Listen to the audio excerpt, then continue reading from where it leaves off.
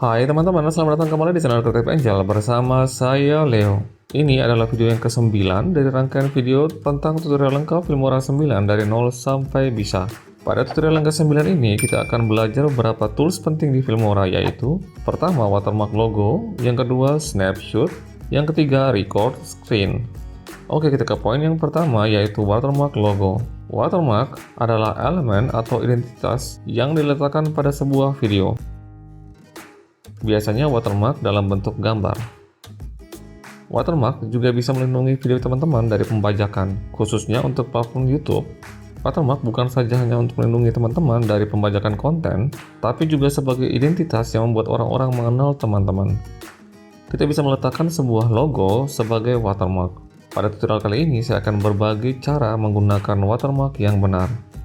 Pada contoh ini, saya akan menggunakan watermark logo Creative Angel. Saya akan menggunakan salah satu video sampel dari Filmora ini. Selanjutnya, saya akan seret logo Creative Angel ini ke timeline di atas klip video ini. Lalu saya akan sesuaikan panjangnya sampai ke ujung klip, karena saya akan menampilkan logo ini di sepanjang klip ini. Selanjutnya, untuk mengaturnya, kita bisa double klik di timeline, lalu pergi ke compositing. Di sini kita bisa atur opacity-nya atau kecerahannya, seperti ini. Biasanya watermark akan terlihat sedikit transparan, supaya tidak mengganggu pandangan. Kalau saya pribadi punya standar opacity watermark itu 45 saja. Selanjutnya kita pergi ke transform. Di sini kita bisa atur scale-nya atau besar kecilnya.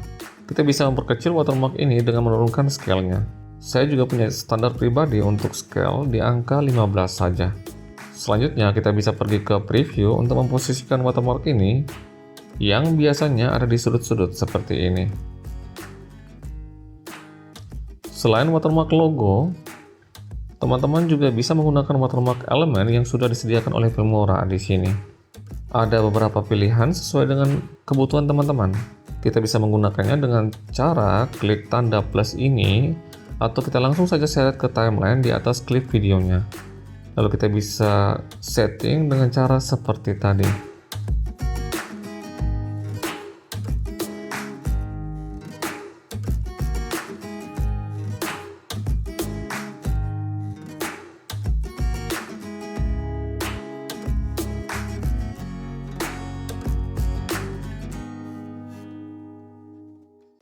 Berikutnya kita akan belajar mengenai tool snapshot. Tool ini gunanya untuk mengambil gambar di tampilan preview. Saya kasih contoh misalnya untuk klip ini. Pertama kita tentukan dulu di mana bagian gambar pada klip ini yang akan kita ambil. Kita bisa play atau mengarahkan garis vertikalnya langsung pada gambar yang mau kita ambil. Kalau sudah kita tentukan, kita tinggal klik snapshot. Maka secara otomatis gambarnya tadi akan terlihat di media area. Nah, jika sudah muncul, kalau teman-teman ingin menggunakannya atau mengambil file gambar ini di hard disk komputer teman-teman, kita bisa pergi ke gambar snapshot ini, lalu klik kanan. Kita pilih Reveal in Explore.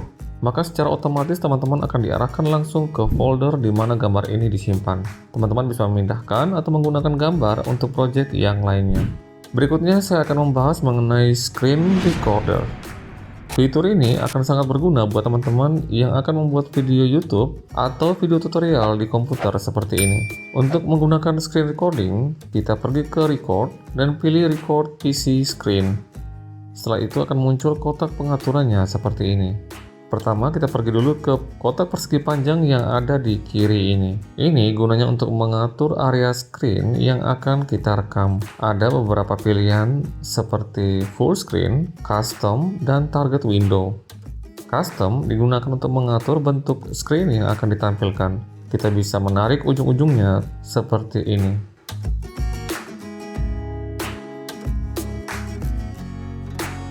Berikutnya untuk target window. Fitur ini kita gunakan untuk menentukan lokasi yang spesifik pada layar seperti ini.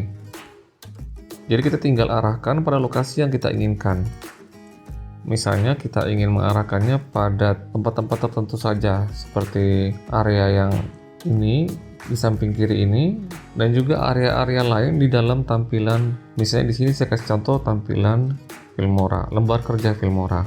Jadi kita bisa memfokuskan pada bagian-bagian tertentu dalam lembar kerja ini untuk kita rekam. Lalu kita beralih ke tanda dua komputer ini. Fitur ini gunanya untuk memilih screen mana yang akan teman-teman rekam jika kita menggunakan lebih dari satu monitor. Nah, ketika saya klik fitur ini, akan keluar kotak peringatan seperti ini. Ini karena saya hanya menggunakan satu monitor laptop saja. Nanti jika teman-teman menggunakan dua monitor, misalnya satu untuk laptop dan satunya ada monitor PC, maka Filmora akan memberikan teman-teman pilihan mana yang akan digunakan. Lalu di sebelahnya ada simbol mikrofon yang gunanya untuk memilih alat perekam suara yang teman-teman gunakan. Atau teman-teman juga bisa mute jika teman-teman tidak menggunakannya.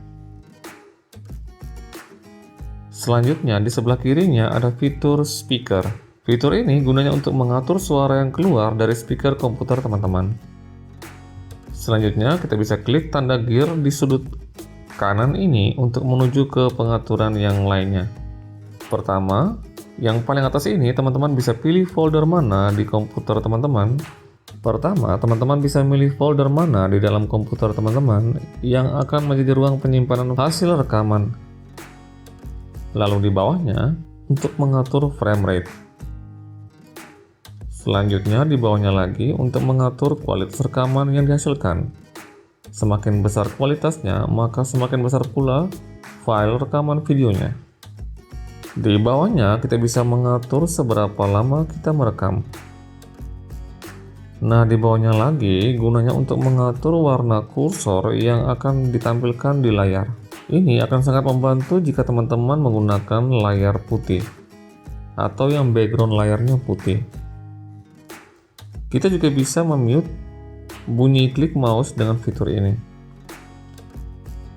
Nah, di bagian bawahnya ada shortcut yang bisa kita atur.